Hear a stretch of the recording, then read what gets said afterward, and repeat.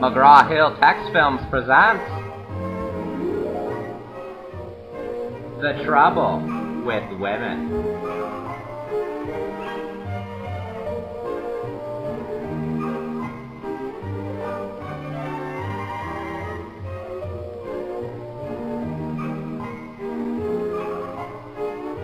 By the Calvin Company.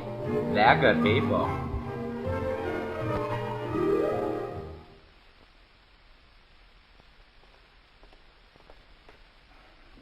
No, Betty, that's wrong. Let me show you again. What was Brad's first mistake? That's right. He thought a woman was capable of learning. You use this control to get your focus, you see? All right, and this one here in the right-hand corner to lock the sweep. There we are. Now let's try it again. Well, there's someone here to see you.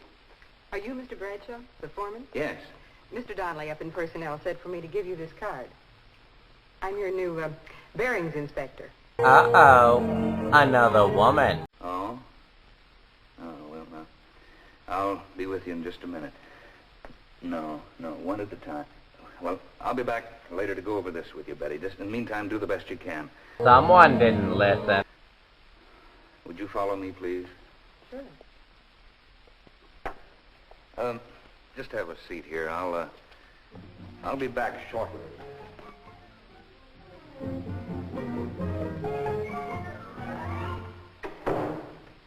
Well, Mr. Bradshaw, what's on your mind? Bearings inspector. She's a good one, too. Just look at that record. By record, he means her ass. Okay, now, Walt, you've had your little joke. Give her to somebody else. I ask for a man. We don't have a man with her qualifications. Seriously, Brad, if you treat her right, she might make you a darn good employee. What do you mean, treat her right? He means blowjob. Get that chip off your shoulder. What's wrong with her? She's a woman, isn't she? Now, wait a minute. You got a lot of women in your department. What's wrong with one more? Did you ever hear of the straw that broke the camel's back? They're good workers. Accurate, quick to catch mistakes. Don't forget about blowjob. A lot of patience. Yeah, but that comes out of books. I work with them, mister. I know what happens. What does happen? Well, it's a long story. Come on now, tell me. What does happen? Maybe I've been misinformed. Not so long ago, you sent me a girl by the name of Myrtle Malloy. Remember? I remember. As per her qualifications, I assigned her to an inspection bench. Well, in a matter of days, that bench looked more like her dressing table. And then came the day when... Joe, will you take your stuff back to table 9? That'll be your bench for the time being. Okay, Chief. Myrtle, we're moving you to table number 10. Is something wrong, Mr. Bradshaw? No, nothing's wrong. We just need this space for something else.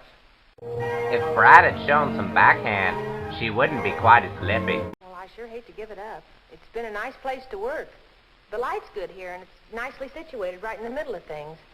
I just begun to feel at home. This much resistance surely deserves a smacking. Well, I'm sorry, Myrtle, but table 10 will have to be your work area for the time being.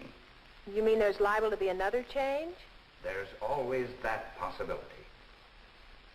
Well, I certainly hope I'm not moved every other day. She sure does put the C in complain.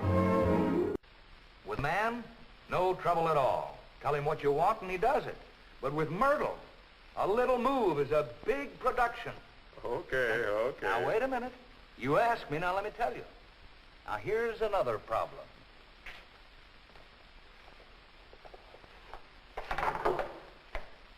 Oh, Mr. Bradshaw, I wanted to tell you that the date is set for my marriage. I'll be leaving soon. Marriage?